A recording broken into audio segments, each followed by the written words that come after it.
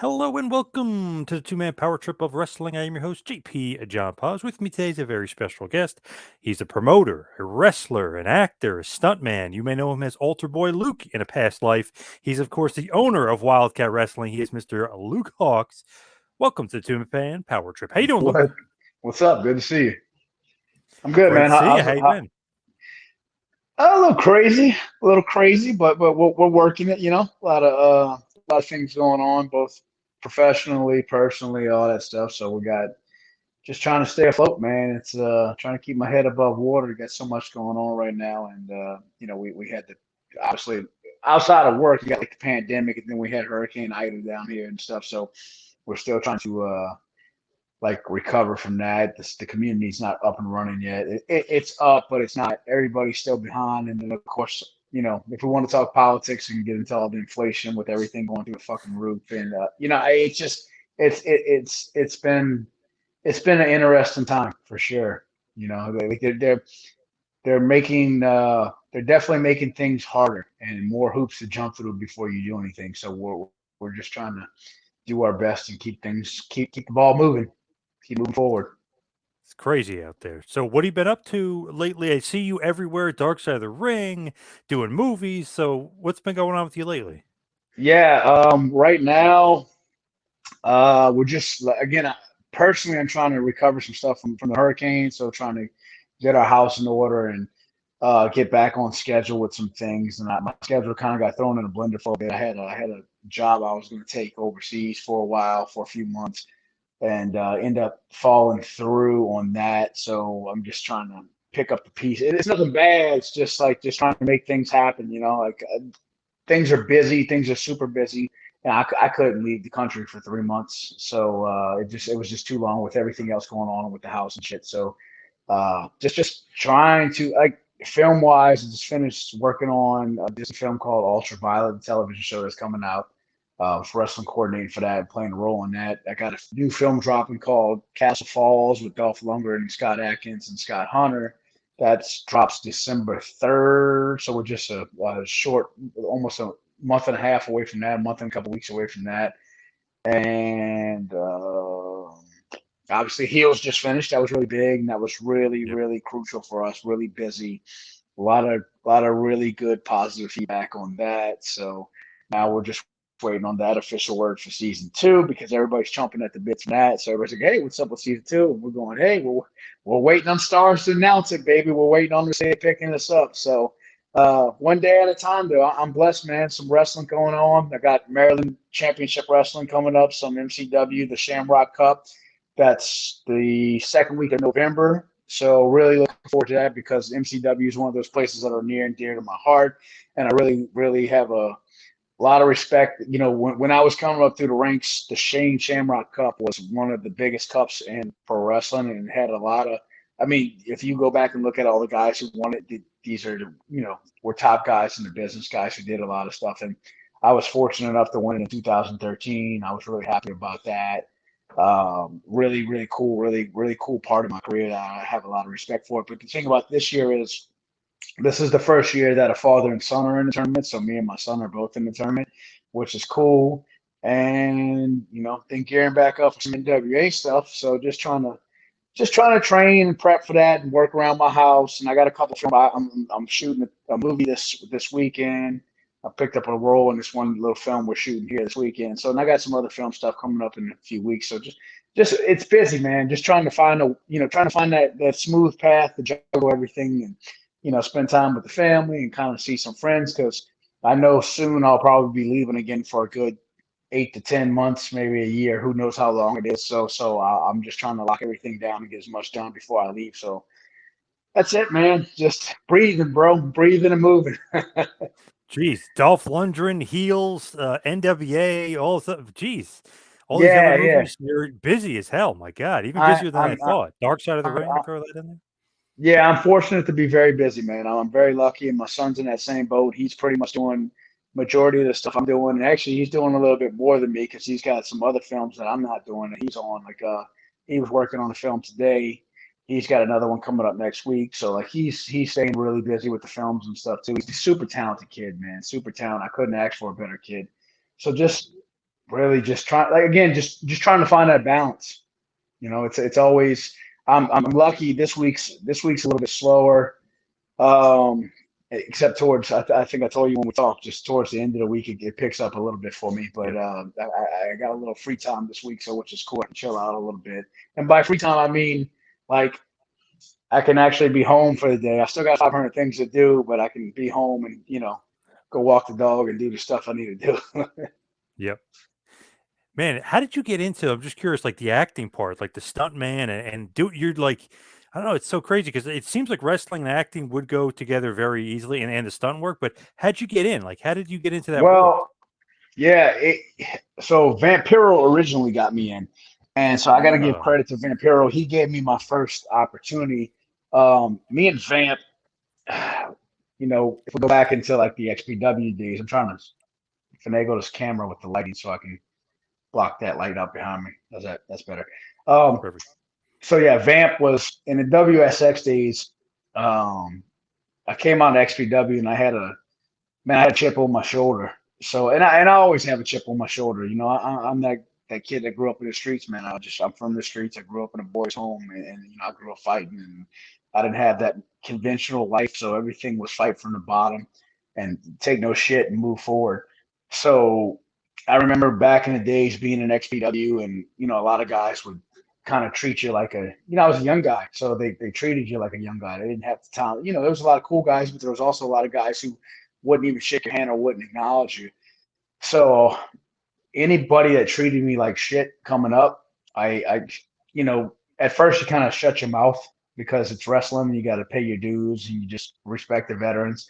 But after a while, it gets old. So I started if I had anything to say with anybody, or if anybody I felt did me wrong in the past, I went after them.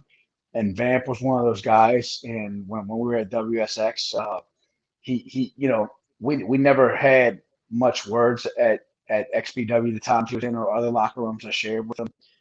So he was a locker room leader, and he was having some conversations, and he told me something one day, nothing negative. He just told me something one day, and I said, hey, you know, if you got something to say to me, keep it to yourself because I don't want to hear a fucking thing you say, basically. And kind of went off on him. And then he's like, oh, what's the problem? I don't know you. I said, well, that's a problem. You don't know me. I've been sharing locker rooms with you for years now, and you don't fucking know me. So, and went into it, and he says, oh, well, let's fix this. And so hats off to Vamp because we fixed that back and we talked and we squashed it. We squashed it quick too. And he had a lot of respect for me, and he was shooting his film in Mexico, and he told me about it. And he said, "Look, there's a part for you, and so I like to come down and play this part." So I took it with a grain of salt. I thought it wasn't going to be nothing. I thought it was just he's just telling me that to try and get on my good side. But Lord and behold, about 3 months later, they called me, flew me down to Mexico, and everything was great. And we shot this film, Dead Sleep Easy. And I really wasn't happy with my outcome on it because I thought that I knew more than I did because I thought that since I could wrestle and I could entertain and I can, cut a promo in front of a crowd that I could transition over to movies and film fighting and all that stuff. And I couldn't have been more wrong. It was, I wasn't happy with the performance on the show. They did a good job editing everything together. But when I was seeing the rough cuts, I was like, that doesn't look good. This doesn't look good. And, the wrestling side didn't really transition into the film side of things. So I needed to go back to the drawing board and I needed to figure out how I can improve and make myself better, which meant going to classes and studying and learning.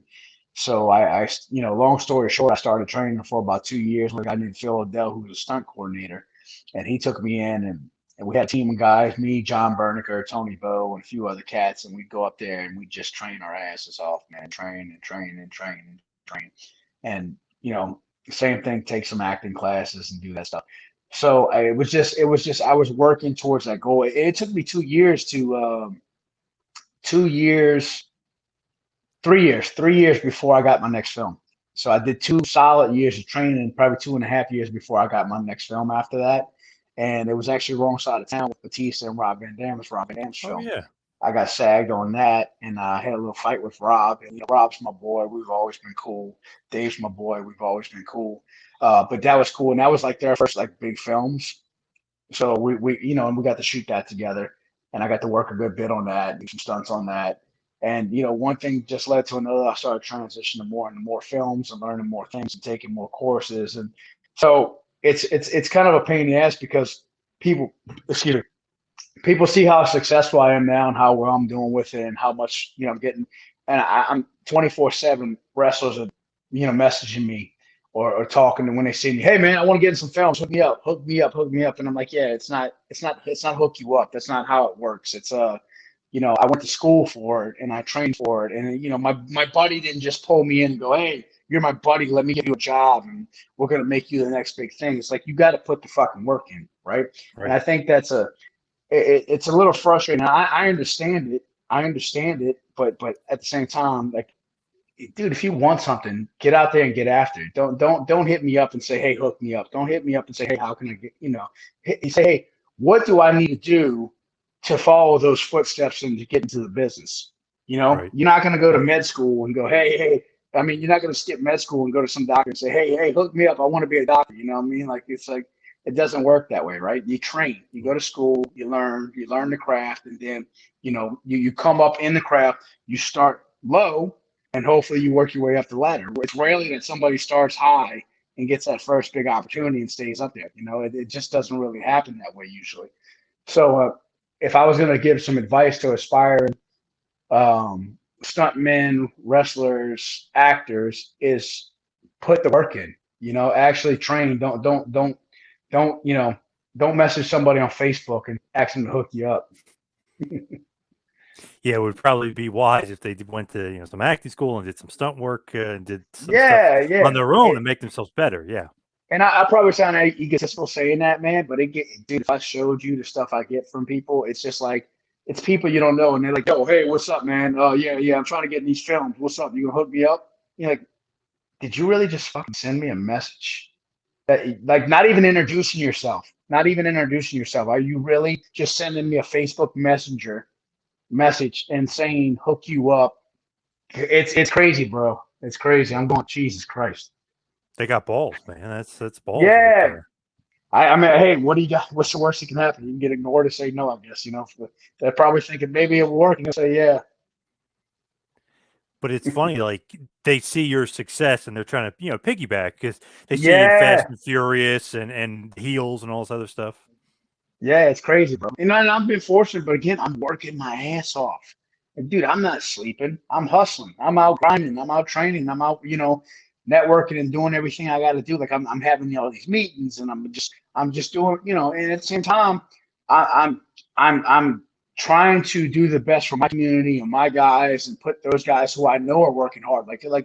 When I need something, I go to the guys I know who can hit a home run with it. I'm going to give guys opportunities who are working hard. My goal is to, like, it's not just for me. My goal is to bring my team up and bring everybody around. And you don't even have to be my team. If I know you're a hard worker and you're somebody I want on my team because you're a hard worker, guess what? You're getting a job. And that's just how it is, bro. I want workers. I want guys who aren't scared to put the work in, aren't scared to do the research, aren't scared to to just grind and grind and grind. Not guys who just want to go play video games and smoke some weed and hang out with their girlfriend and do whatever and then try. You know what I mean? Like, it's just like Yeah. that ain't how it works, bro. That ain't how it works. You were also, I mean, you were in a bunch of big stuff, right? I mean, Logan too, Yeah, yeah, yeah. I Fast mean, and Furious, just a I bunch of big time movies. I can't count. I've been lucky. I've never. And then I also get that slack where people are like, oh yeah, well, you're only in that for 30 seconds. Oh, you're only in that for a minute. You only said a couple of things. Like, okay, yeah, whatever, man. So I've been fortunate to have a good career. It's still rolling. We're doing pretty well. I'm probably the hottest I've ever been right now, and I think it's just going to grow and expand from there because got a lot of things on the horizons. A lot of things we're working on now. A lot of stuff that's not even out yet that we shot previously that are coming out. So I'm excited, man. I'm excited, and the best part about it is to be able to work with my team, be able to work with my son, and work with my Wildcat guys, and bring those guys along. The guys who are just really, really grinding and grinding and grinding. And we're in the trenches together. These are people that have pretty much been there since day one for me, or since I started Wildcat, and we're just moving along together. We're just putting the work in, putting the work in, putting the work in, and here we are, all coming up, which is cool. Yeah, that's Because awesome. you can't have moochers, bro. You can't have moochers. You got to have No. workers. Did you ever think like when you were getting into wrestling, like oh, I'm going to get into acting and stunt work too, or that like the Vampiro thing, it just kind of happened? Like, did you ever foresee yourself getting into that world? Well, everybody dreams about it. Everybody. No, I don't think Hmm. there's, most people look at this stuff and go, man, I would love to be in a movie or I'd love to do this and that. And of course, I always did too, but I didn't know anything about the business. And I'm in Louisiana. I didn't live in Hollywood, so I didn't think that there was a chance for me to be in films. And what happened was I was hanging out with Danny Trejo one day. I'm sure you're familiar with him, Oh Machete, yeah. and Dust Dawn and all that stuff. So I was with Danny. I already did Dead Sleep Easy, and we were in Hollywood. Me, Danny, and a mutual friend, and we just all spent the day together doing some stuff and hanging out. And he was kind of giving me pointers. He's like, "Man, all the work's by you. Everything's in Louisiana back then. It's not now. It's in Georgia now." But he's like, "All the work's by you, man." He's like, "You should be working and you should be doing this." So I'm just picking his brain and and that's why I learned why I needed to go to stunt school. And that he was like, "You should go to a stunt school," and because I didn't know there were stunt schools, right? I didn't know any of this stuff.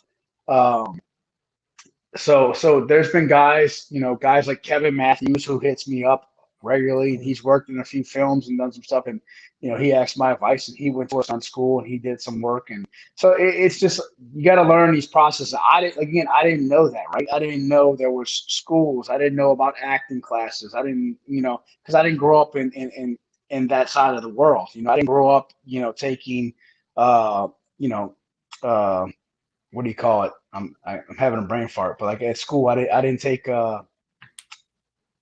Like what's acting classes or acting class? screenwriting Yeah, classes or not whatever. screenwriting classes, but where you do the plays and I don't what is it? Oh, Where all you that stuff.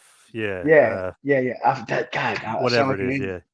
Yeah. Yeah, there's a term for the class. I just can't think of it at the moment. Me neither. I don't know So why, but yeah, I know what you mean. Yeah, it's like the kids that are in plays and stuff in school. right. So I Yeah. didn't have any of that experience. So It's a theater class, I guess you'd call it. there's Theater. theater, but there's Yeah. another. God, you know that class what I'm talking about at school, like drama. Yeah, there you go, drama. Oh, duh. Duh. Hey, so simple. I got my go-to over here, so she Yeah, holds nice. me down. Nice. It's funny Uh, because like a lot of people, I'm sure, like didn't realize it. Like Terry Funk, when he got in, I'm sure when he started first acting, I'm sure he wasn't like, I'm gonna go to acting school. I'm sure he didn't realize yeah, it at first. no, and that was cool. Like I really tried to. He was somebody. So, bro, I'm again. I had that hard knocks life, so I never had health insurance. I didn't have a privileged life at all, bro. It was finding ways to eat for me. It was always a struggle. So I remember listening to it. It's funny you brought that up because I've never talked about this with anybody. I remember listening to an interview or reading an interview. I don't know if I listened or read, but or read, but I remember having Terry Funk say that he would only work like half the year wrestling, and he would spend like half, or he would take a couple months off and go film. And the reason he would do that is because so he can have health insurance through SAG. Yes, And, yes, and I was like, man, I need health insurance and I got kids and I got this and I got that, and so I had to do, and wrestling wasn't going to provide that, and wrestling wasn't going to pay that money, but I loved wrestling. And I wanted to wrestle and I wanted to make my money wrestling and continue my lifestyle wrestling. So I had to juggle both of them. I actually made a lot of stupid mistakes with wrestling in film because like I had some big offers to make a lot of money in film, and I would turn them down because I had some $300 wrestling booking that I didn't want to cancel. And I'm going, I could go make 20 grand in like a week, or I can go take this $300 booking that I've been committed to for 2 months, and they already booked the flight and everything. And I would just take the booking that I already had the flight for because I wouldn't screw the promoter over. I mean, because I love wrestling at the same time, but it's not wasn't the smartest business decision, you know. right. But It's that's funny that's because that's that's my like passion for wrestling, bro. and funny Funk is like so smart. People always say, "Oh, he's crazy," but he's so smart. He's like, "Man, I need that SAG insurance, so I'm just gonna do some acting, for a few months out of the year." Very smart guy, crazy like a Yep, fox. crazy like a fox. Always with is he the first guy to really do that? Because he's the first wrestler I know that ever heard of like saying SAG card Well, insurance. yeah, I think he was the more noticeable one. Captain Lou Albano did a lot of stuff back in the day. Yes. Yep. Obviously he was Mario and Mario Brothers, and he was in the Cyndi Lauper videos. And, if you look at some of the older stuff, he did several different projects. So I think guys popped up here and there. And I remember seeing special appearances by wrestlers, excuse me, on television shows like King Kong Bundy was on Married with Children. Yep. Uh, so you'd Andre see. was on like $6 Million Man or whatever it was. Yeah. Yeah. And Andre was in a bunch of stuff. So, but I mean, Andre was unique, right? Because he was Andre. So, like, if he popped up, that $6 Million Man episode was I don't even I remember what it was. He played like this monster, but I don't think that was Yeah. like a really big moment for him because he just wasn't noticeable as Andre the Giant. Where like in Princess Bride, he was Yep. Andre the Giant, and it was later on in his career. But God, how huge was that movie for him? Right? That was a big movie to begin with. So the fact that Andre the Giant was in it, I mean, look at all the actors. Look how big The Rock is. Nobody expected The Rock to be a big star in the world. And he's a Right. wrestler. Yep. It used to be you had that stigma of you're a pro wrestler, nobody wanted to touch you, right? And then now it's Yep. kind of it's different. It's like, oh, this guy's a pro wrestler. This guy's a superhero. Let's roll. Yeah. Or Batista. I was just watching Dune the other night. Man, movie's awesome. Batista's, He's a but great villain. He's he awesome. is he's a really good actor. He is an Yeah. extremely good actor. Yeah, Dave is a really man. He does some really good stuff. Even in Bond, when he wasn't even talking, just his mannerisms and the way he was moving and stuff, he's awesome in Bond. Obviously, Drax, he's great in Blade Runner. He's in a ton of good movies. Right. The guy's killing it. And I mean, and there you go. It's like he went broke. He was struggling. Like he stepped away from wrestling and he really put all his eggs into acting. And he was at that point. You can go back and read some of his interviews or listen to some of his interviews, and you'll read how far along, like how much he dropped because he's like, nah, I'm not gonna go. I could go back to wrestling and make some money, but I really want to stick to this acting stuff, and I'm waiting for that offer. And Drax was the thing that got him. Drax was that thing that look at Stuber, man. Stuber was a great movie too. Like Yeah, another he's good one. Yeah. He's made yeah, a bunch of good ones. Yeah. He yeah, might be like hats the off. best actor, like wrestler. You know what I mean? Like the guy that can Yeah, really I think act. he is. I think he is. I think he's the most versatile. And I was talking Yeah. about that with CM Punk the other day. Me and Punk were talking about that. I do think, well, Punker obviously is getting into stuff too, but Batista, as far as like the acting, he kind of, almost forget like Rock. You're always like, all right, that's Rock. He's playing the role, or even like Yeah, Hogan back in the day. It's like, okay, that's Hogan playing the role. Batista, you yeah. almost get lost in it sometimes. You're like, oh shit, What that's right, it's and Batista. and exactly that's the thing, and that's what you want, right? Yep. It's not like Rock. He's good. He's that action hero, right? He's that big star that we were missing for so long because you didn't have that Stallone, Schwarzenegger Yeah, he's type Arnold. of Yeah. yeah, Yep. John Claude Van Damme. Like so now he's that guy. But Batista's that guy. It's like doing a little bit of everything, right? He's putting like he's very versatile again in what he does, which I can really appreciate. And that's what I want to do. So I'm looking for more roles that can you know make me better, challenge me a little bit. I don't want to just be the rough guy, the roughneck, the bouncer, this guy, the badass. Like I want to do some things that kind of help me advance my career in other ways, like some comedies and stuff. I'm a big comedy guy, so everything I do is comedy related. Like if you know me personally, like comedy's my life. So I love a lot. I love a lot of good stand up. I watch a lot of comedy. I watch, like I love Curb Your Enthusiasm. That's what we watch now. We we're stuck on that, and I'm a big fan of that. Big fan of The Office. So those are the kind of things like I'd like to be involved in some kind of projects similar to that because it just that's what I like to do. It's a different side of things for me, and I consider myself a funny guy, even though I don't show it much on social media or like if you know me, like I'm on it usually one liners. So it's how my mind thinks. So yeah, I like to step out and do a lot more comedy. Did you happen to see Curb is back? Did you Oh catch that yeah, episode? so I haven't finished season 10 yet. I'm very late to Oh, the curb train. I never so it's weird. Maybe about a year ago, I've heard of it, right? I heard of it, but I thought it was a game show because I don't watch a lot of TV. Like I don't have cable or any of that stuff, so I don't watch a lot of TV. I just don't have time to.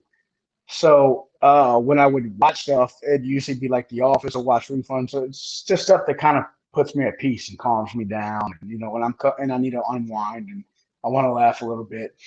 So a friend of mine from the gym, my buddy Chris, was like, dude, you gotta. He's like, he started sending me some curb memes, and I was like, what is this? He's like, oh, you never watched it? He's like, dude, it's hilarious. So he's like, you got to check it out. It might take you a little bit to get into, but check it out. So me and my girl, I made her watch it, and we started we started watching. I fell in love with it, and then it took her a little while, but then eventually she started to like it too. She really liked it when Leon Black came in because Yes. the blacks were hilarious. I'm a Marty Funkhauser fan. I, lo- I love I love Super Dave Osborne. So it's Yes.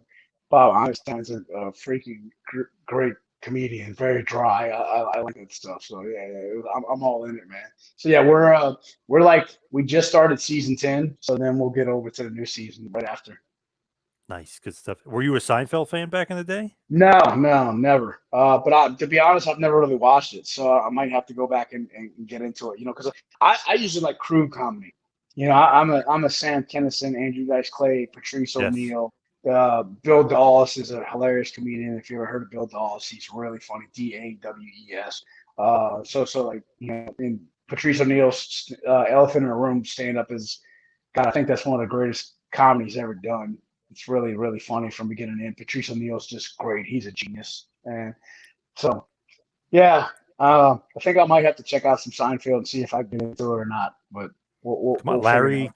Larry co-created it, Larry David, and Co-created, yeah. he is George Costanza. The He, character is based off of him. yeah. Here's the thing, though. Here's the thing is my girl's got the next TV show. So when we finish Curb, she's been telling me we always watch your show. She's always looking at me. She's like, yeah. Oh, She keeps telling me next show is mine. So we'll see what she picks. I'll probably be watching like Sex in the City or some shit. hopefully not. Hopefully Fall something better asleep, than that. Yeah. Oh my God. dazing off here. So if I could, let's get into some wrestling here. You got the Yeah, we're Kanyon talking. shirt on. You got the Kanyon shirt on, which is awesome. Gotta Very good represent. episode of Dark Side of the Ring. I think it's one of the most viewed this season, anyway. The most viewed that they've had. They've had a little bit of a downswing, but you were on the XPW show episode, and then you were obviously on the Canyon episode. What do you think Correct. about, like, just in general, Dark Side of the Ring, Canyon? Do you think, like, I don't know, maybe I know it's Dark Side of the Ring, so it's going to focus on the dark side, but do you think they focus too much on the dark and should kind of promote more of like I don't know how awesome he was and how great of a worker he was, stuff like that?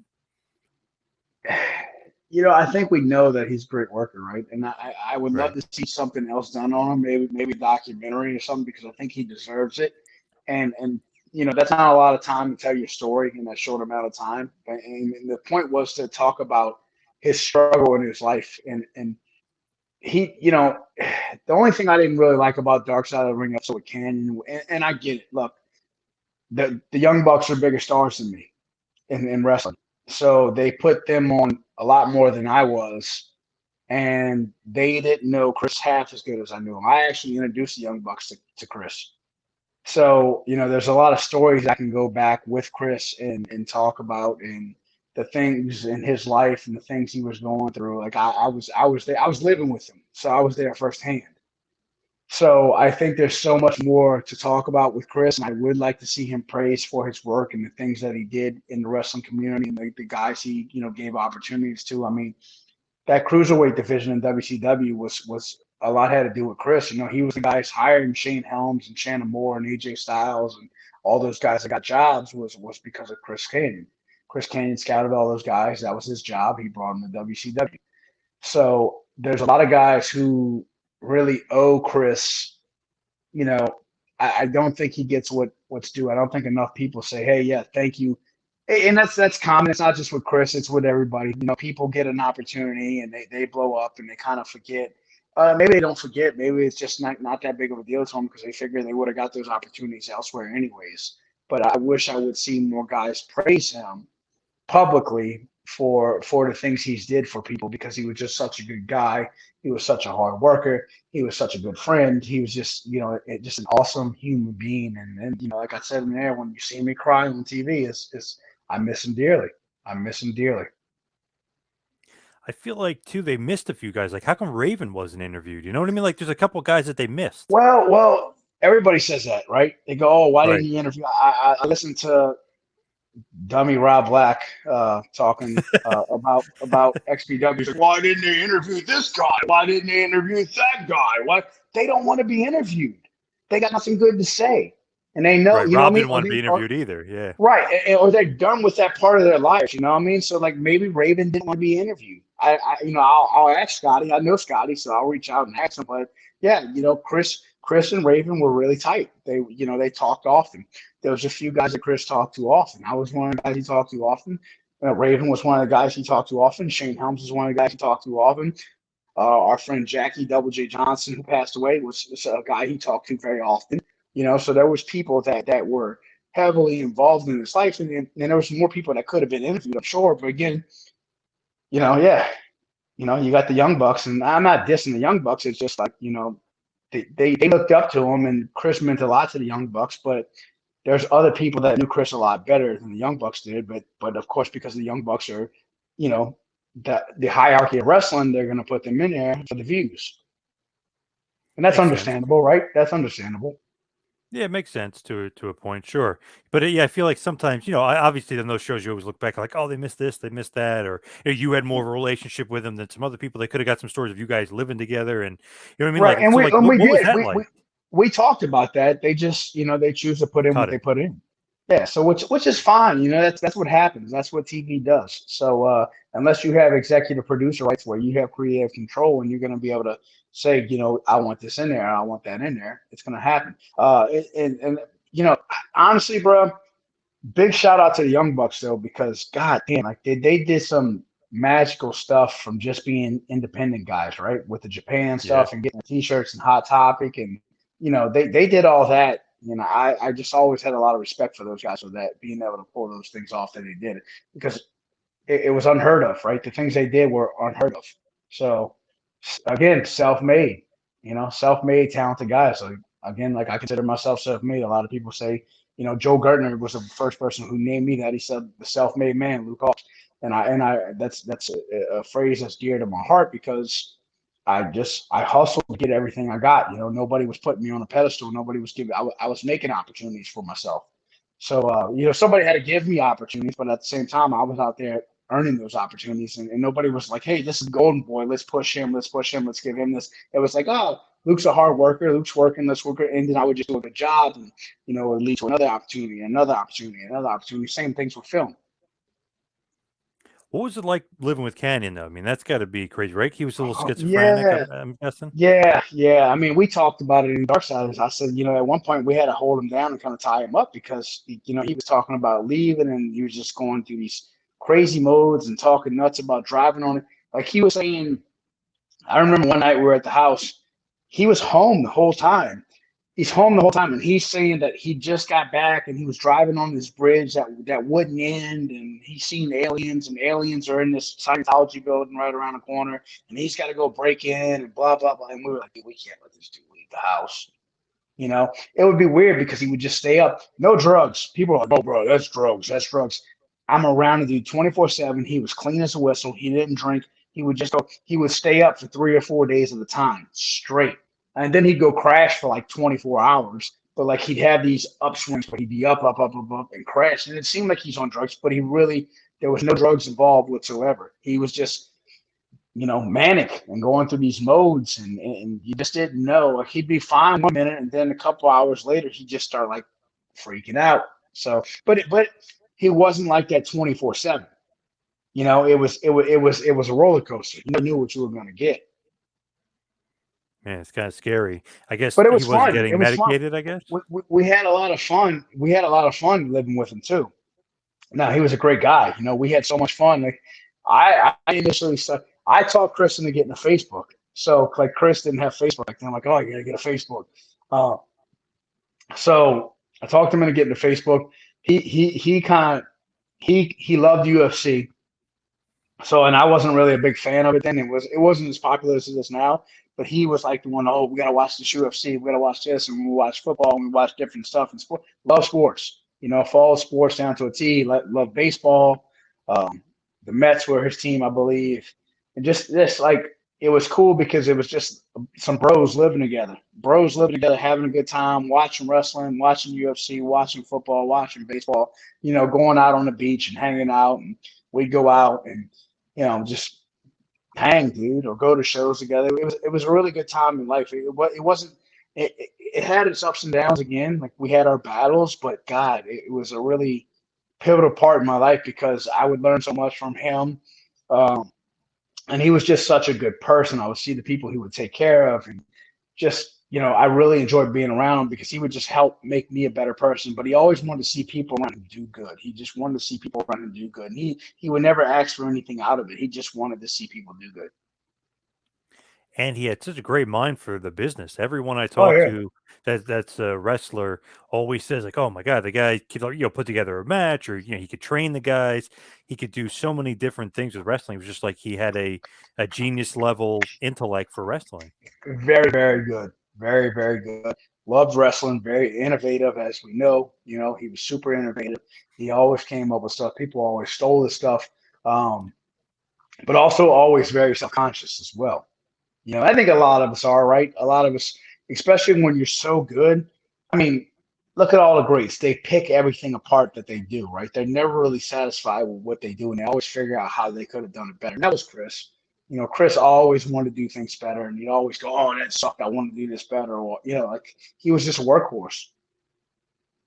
It's crazy. Like Flair went through a depression at one point. You're like, "Wow, you're Ric Flair, the greatest of all time." And you're like, you thought you stunk. It's like a weird thing. And then even Flair comes up and he kind of questions Canyon, and he even kind of connects those two. It's like, wow, what defending WWE, but kind of Well, saying that yeah, about Canyon. It's like that was crazy. Yeah. bullshit, and that was bullshit. And Canyon, Canyon took that to heart, but Canyon was really pissed off about at Flair for that. But Flair, look, Cena too. They were being company guys, right? They Yeah. had Yep. Cena was Definitely. wrong. Cena was wrong. Everything Cena said in that Howard interview was wrong. Yep. Kanyon was a phenomenal talent, but what do you expect him to say when he's that guy, especially that young coming up in the company and they're putting it, they're giving him the ball. He has to defend that company and their actions. He can't go, oh yeah, well WWE is wrong. They need to give this guy's job. They need to do this, or this guy could do so much more, but the company held him down. Nobody's going to say that. It's like politics right now. All these jackasses want to the guy who's in office now because they hated the guy who was in office before so much, and nobody's going, "Oh my God, we're drowning now." You see people getting online saying, how it's look. I don't care what side you're on, but do you see people complaining how they were complaining 2 years ago when everything's 10 times worse now? No, they're not. Everybody just shuts the hell up about it. Everybody's just like, "Oh, this is fine. The world's burning around us. This is fine. We're not going to say anything." Oh, it's a disaster out there to say the Yeah, least. Oh same God. scenario. Same Yeah. scenario. Yeah. Way worse now. Way, Yeah, way, way worse. Yeah. way worse now. Yeah, I agree. Way worse now. But it's just, Yeah. isn't it funny how nobody's saying anything? Yep. Nobody's vocal. Nobody's all stressed out, and people are losing their homes and shit, and can't afford gas and can't afford food. But nobody's saying, hey, how bad they have it right now. Nobody's going, oh my God, somebody needs to do something. Nobody's going to get this guy out of office. Nobody, it's crazy, bro. We should all be in this together. We should all be fighting for each other. We should all be trying to help each other get better. And nobody's doing a thing about it. I don't know. I don't understand it, man. It's all bullshit It's politics. Hate it. it's media. It's media. It's media. Media wants to divide everybody. Seems like it. Big time. Yeah. Unfortunately. So I was mentioning, or you kind of mentioned Rob Black before. I wanted to mention that as well. What did you think about the XPW episode? Obviously, Altar Boy Luke, you kind of got your start there, right? Really kind of through Vic Grimes in a way. You really kind of got your start in XPW. Yeah, I did. So I thought they did a good job with the episode. Timeline was off a little bit, but again, you got a short amount of time, right? And I understand why people who weren't involved in the video didn't want to be involved in the video. A lot of those people, like Vic, I've talked to Vic about it several times previously. He's a preacher now. He doesn't want anything to do with that side of his life. He doesn't want any of that, like he's just like, look, I'm done with that. Like let them say whatever they want. You know, we know the truth. He knows the truth. And does he want the truth to get out about some of the things that happened and stuff between him and New Jack and all? Does he want to say his side and say what really happened, say the truth? Yeah, of course he does. But he's like, it's just not worth it. People are going to believe what they want to believe. It's not gonna do any good. It's gonna feel better for me to get it off my chest.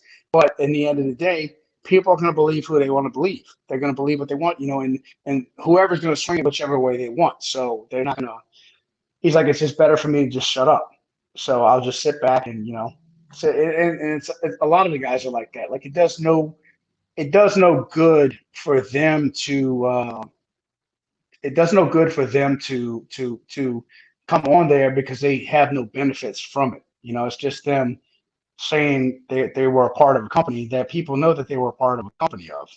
And they could tell stories and they could, and maybe they won't.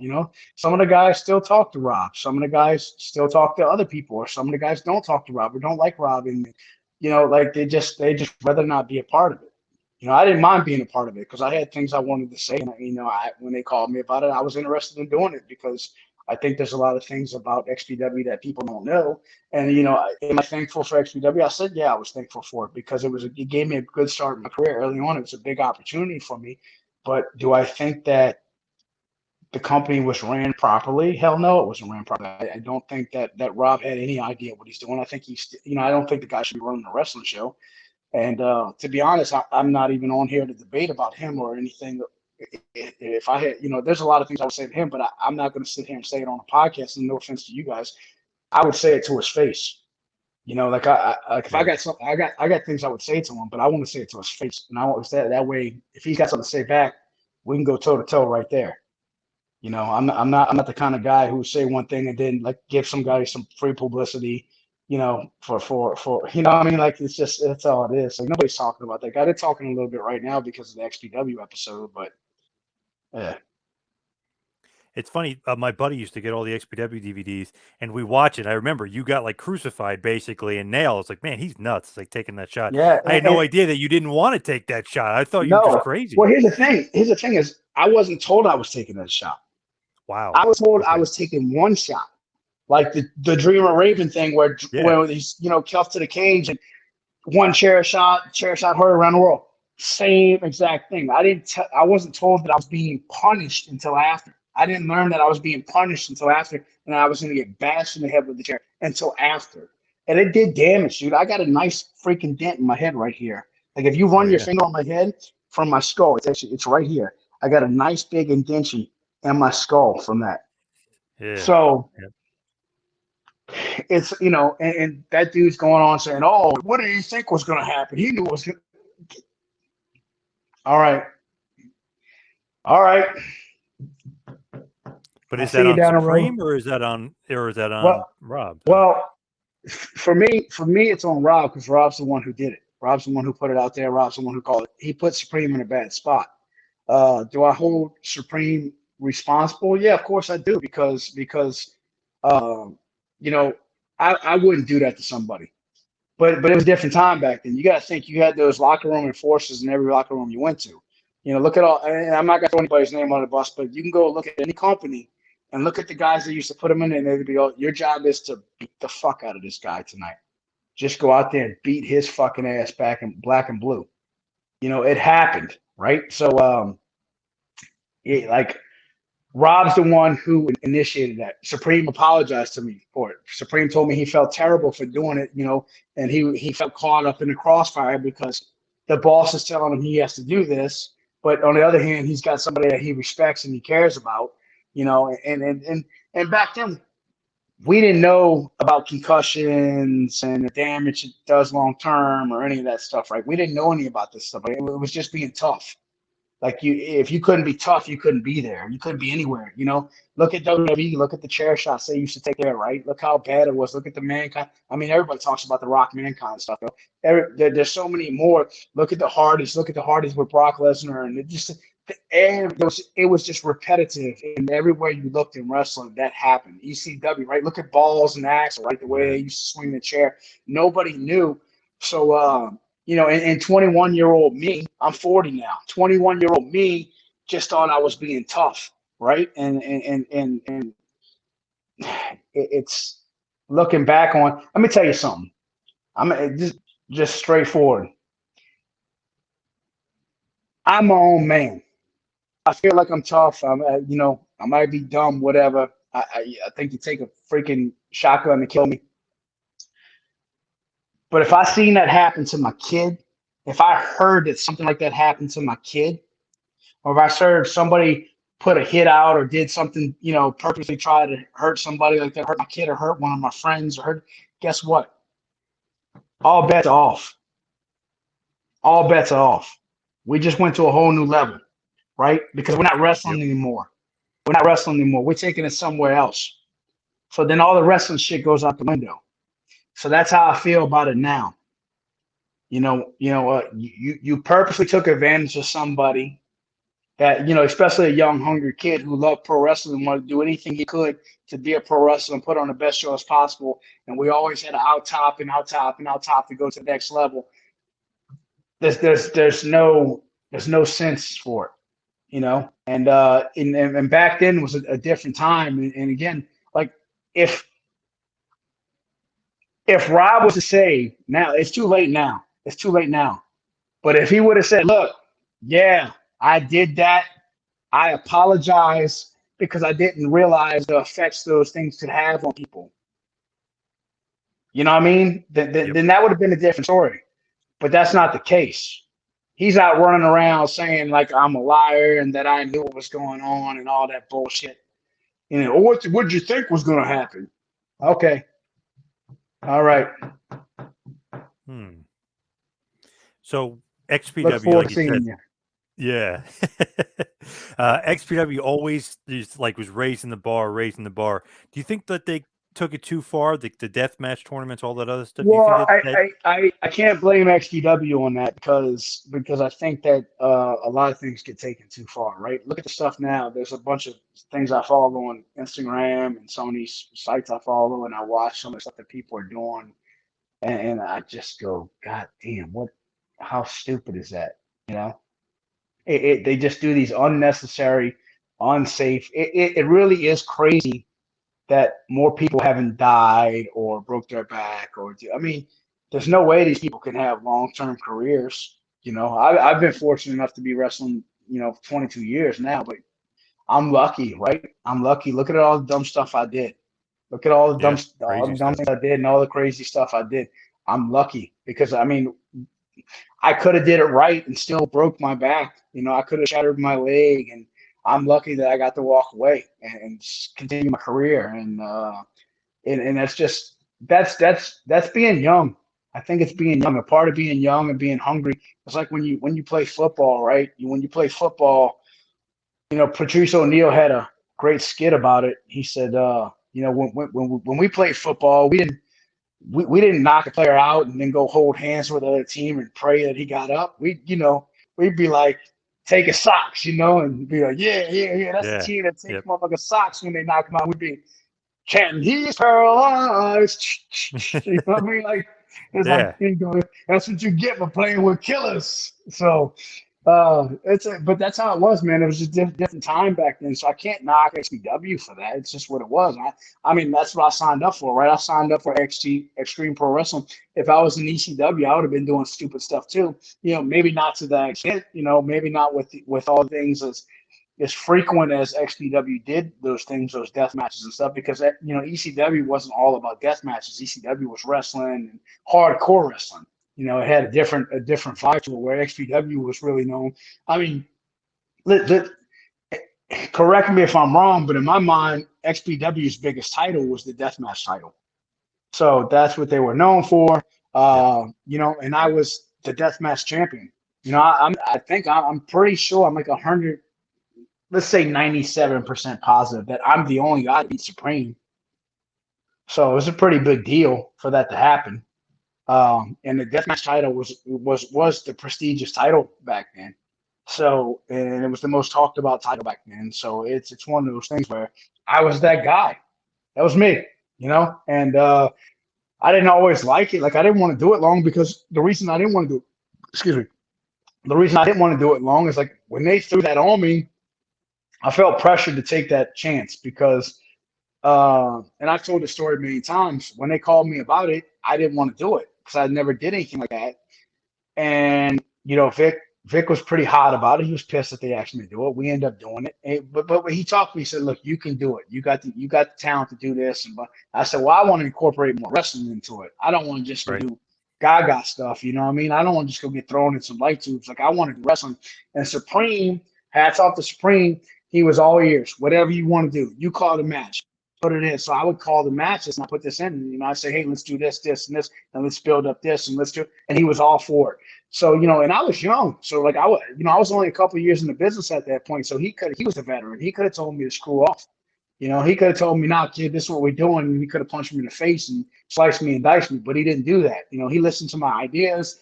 He let us take it to the next level. Things were good. But here was my problem was, again, Rob didn't have no appreciation for it. So like the next show, I did that 450 off the balcony. That was my idea. I said, "Man, I bet you I could do a 450 off this balcony to the floor with the tables, not the crow's nest, not what Dreamer got T-boned off of. I want to go a step further, take it to the floor because it's a bigger jump, and I want to do a 450 off there." And then they're like, "Oh, I don't remember who it was. Might have been Rob, might have been Smiley or something." But he was like, "Yeah, let's add one. Let's one up it. Let's put thumbtacks on the table. Let's pour a bucket of thumbtacks on the table." And I was like, but I did it, and it Yeah. was brutal. But here's where I knew I had to get away from it was, Rob just didn't have any concern for human bodies. So the next show when we did the scaffold match, Rob's like, "Yeah, do a shooting star off the scaffold. Do the shooting star off the scaffold." It's like, I'm not doing a shooting star from fucking 15, 20 feet up. Are you crazy? Like Yeah. How the hell are I'm you gonna not pull that off? Yeah. Yeah. And he says, "Oh, you can't do it." I said, "No, it's not that I can't do it. I'm not doing it. I'm not doing it." And then everywhere I go, like offers started to come in, death match, death match, death match. And I was like, "Bro, I'm not a death match wrestler. I'm a high flyer." Initially, I wanted to innovate the high flying game.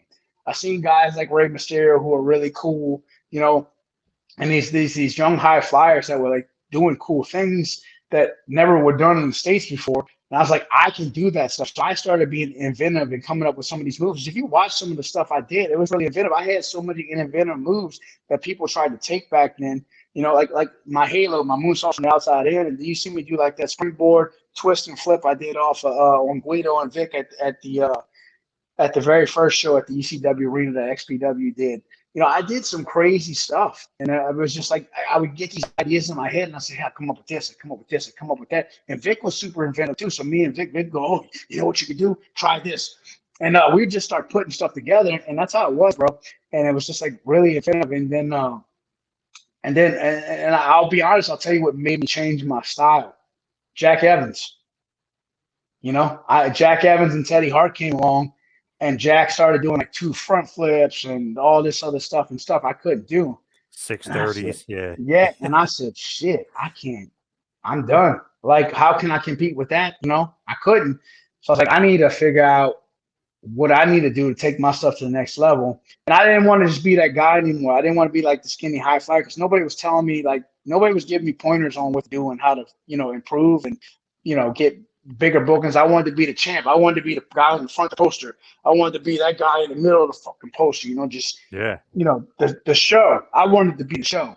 So I started looking. I said, "Damn, well, I don't have muscles like this guy. I can't talk like this guy. I don't wrestle like this guy." So I had to start figuring out what I needed to change in my performances to go to the next level.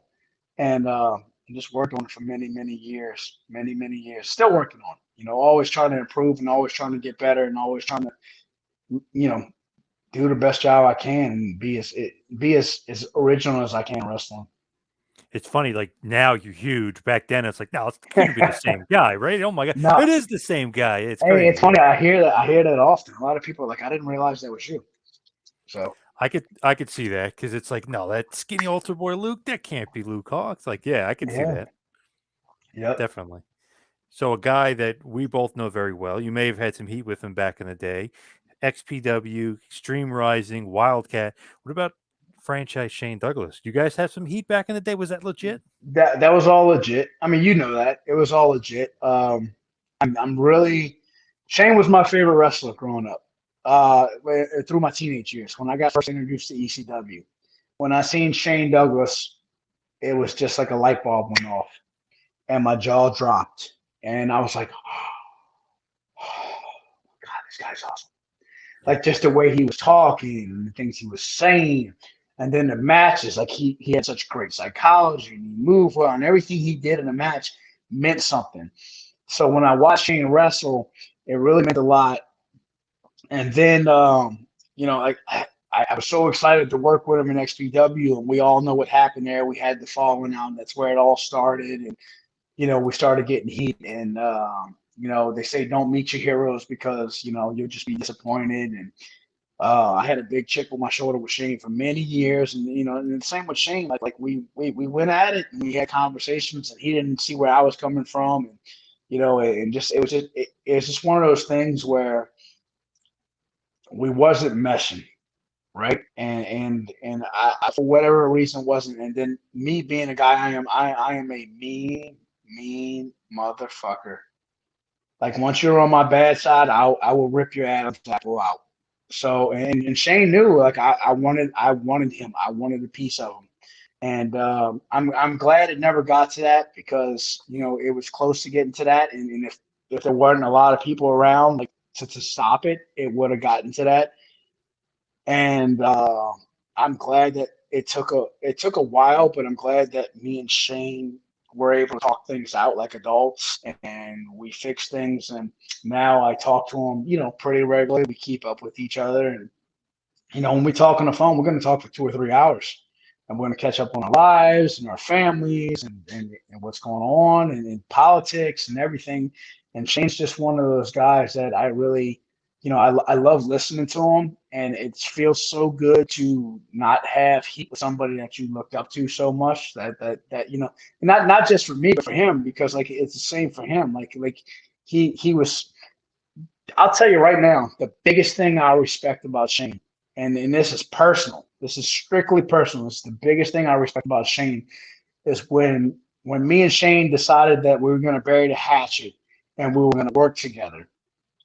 That neither one of us knew, because he knew that I don't give a fuck, right? He knew that I'm that guy, like I'm going, I'm gonna fucking rake your eyes out, he knew that, and I don't know what he's gonna do because I don't know if he was meaningful when we talked, and if he was gonna uphold his end and we were gonna start from a clean slate, and so but what happened is Shane was overweight. And when we started a feud, and he was sending me progress stuff about how he was getting in shape and how he was taking this seriously and how he wanted it to be like, he's like, hey, in reality, I like this to be kind of like the last thing I do in wrestling because I think it's meaningful and blah, blah, blah. And he's just like, I'm getting older and, I don't want to get in the ring as much, you know what I mean? So like, he's like, I really want to take this seriously. So for me, bro, the dude got in shape. He dropped a bunch of weight. He updated me on things, and it was crazy because then that's when the little boy in me started to come back. The teenage kid started to come back and go, man, I'm talking to one of my idols who's really taking your work ethic seriously, and he's trying to match your work ethic, and he wants to show you that he's serious about putting on something really good with you. And we had all these ideas we would come up with, and how we could make things better, and really, really, really, really meaningful, really amazing. So yeah, I got a lot of respect for Shane. I love him. You got him on that keto diet. He was doing that and getting in shape and stuff. Yeah, working out every day. Yeah. Yep. And So I got caught in the crosshairs because at the ECW arena, I made my debut you at the made your ECW debut. arena. Yes, sir. For there. Oh man, I was Shane's corner guy. I nailed you from behind, and you decked me. So I got caught in the middle between you two. Fun times. Fun times.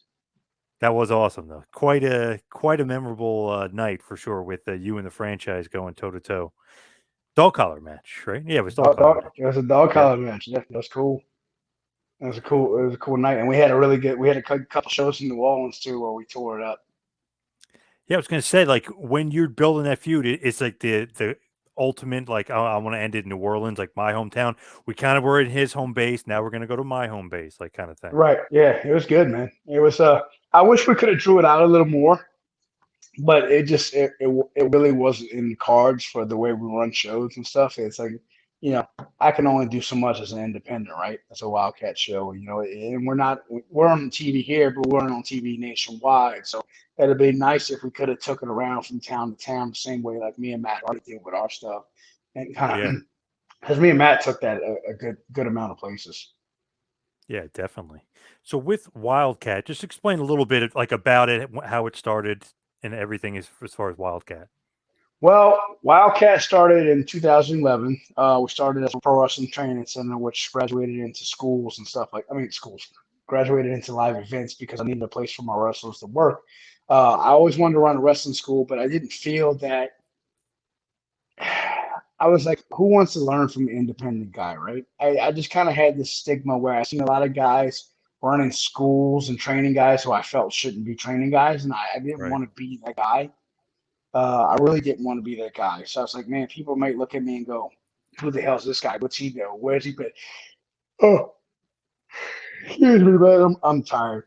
Um, you know, they're like, I didn't want people to go, oh, he's not a WWF guy. He's not a WWF guy. Why is he training guys? He never did anything.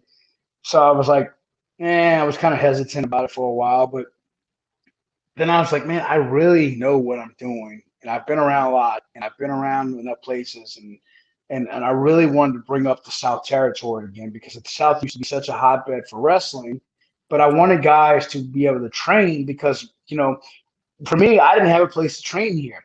I had to go out of state, which was damn near impossible for me. I had to uproot my whole life to go chase my dream, right? And leave my kid and do all this other crazy stuff, which sucked, dude. It sucked. And all I thought about was there's other people like me who could probably be just as good as me or be better than me if they had the right training and they had a place to do it at. And I was like, that's where Wildcat Sports came in. So I started Wildcat Sports, and it grew. It grew and grew and grew, and right now we're on a hiatus due to the Hurricane Ida. First, dude, we came off our top show ever. We had like 2,400 people at. And Wow. then the next, yeah, it was huge. And then the immediate show right after that is we did a free show during Mardi Gras, not Mardi Gras Day, but during Mardi Gras time. We did a free show. We ran against some parades, and that was like a thank you to people who supported us for our major show, like our 8-year anniversary show. And that was the show my son jumped off the mall, and that went Yes. super viral. So we already had this big hot show where we drew a couple thousand people at, and then the next show, my son goes super viral, and we're buzzing, we're buzzing, we're buzzing. 3 weeks later, COVID hits and shuts everything down, and then we're kind of stuck, and we're just kind of riding it out, riding it out, riding it out. Then we start getting going again. We'll start, COVID's kind of roller coastering down, going downhill. People are starting to have live events. Concerts are starting to happen. We run our first live event. A couple of weeks after our first live event, we do decent at coming back. A couple of weeks after that, Hurricane Ida hits. It puts us in the situation we're in now. So now our community is destroyed, and we're just kind of taking it one day at a time, just trying to get the ball rolling back again. And then, we will pick back up, but I'm not trying to rush anything because I know our people are hurting. I know a lot of people don't have the financial means to, some may, but there's a lot who don't. And then here's the other thing, like we talked about earlier, inflation. The price of everything is through the roof right now, through the Yeah, it's roof. gonna be So rough. Yep. I don't know if people can really afford to spend, extra money to go to a wrestling show. And I can't keep tickets. My tickets have been rock bottom low prices for a while. I can't do it anymore. We got to go up on the price, which really disappoints me because I don't want to do that to our community. You know what I mean? I like to be as affordable as possible, and I think we'll still be affordable, but I can't lose money running the show. Right. Bottom line, like we just can't lose money running the show. We got to put on the show. We have to make a profit. So we got no choice. Yeah, I got you. Yeah, you can't lose money. The whole point of the wrestling business is the business part. You got to make money. Yeah. Yeah. So as we wind it down, we head towards the finish here. What's next for you? What else? I know you mentioned it kind of briefly before, but what else? What's next? What's going to be going on for you? Yeah, right now I'm just trying to. I got a couple. Like again, I told you, I got a couple projects coming out. I got the Dolph Lundgren film coming out December 3rd.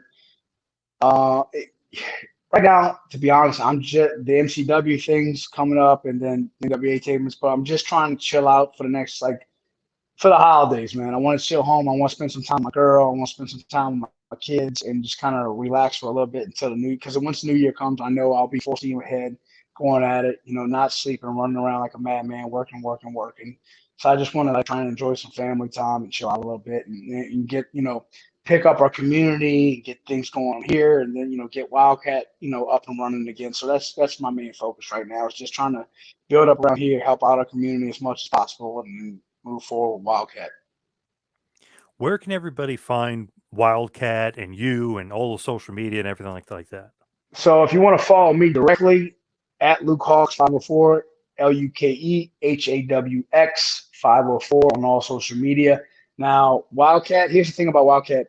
We put out a ton of free content on our YouTube show. So if you go to Wildcat Sports and Entertainment on YouTube, you'll see our official page. Follow our official page. We drop at least a match or two a week. We got a ton of previous stuff you can go check out. I think last week we just dropped draw legs from MCW versus Brian Cage. You'll see a ton of footage on there. So we're always putting out.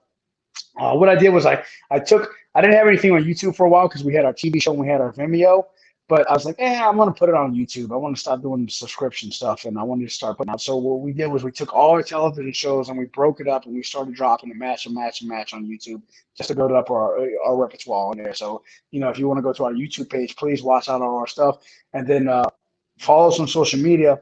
Wildcat Sports and Entertainment on Facebook. That's Cat with a K, K-A-T, Wildcat Sports and Entertainment.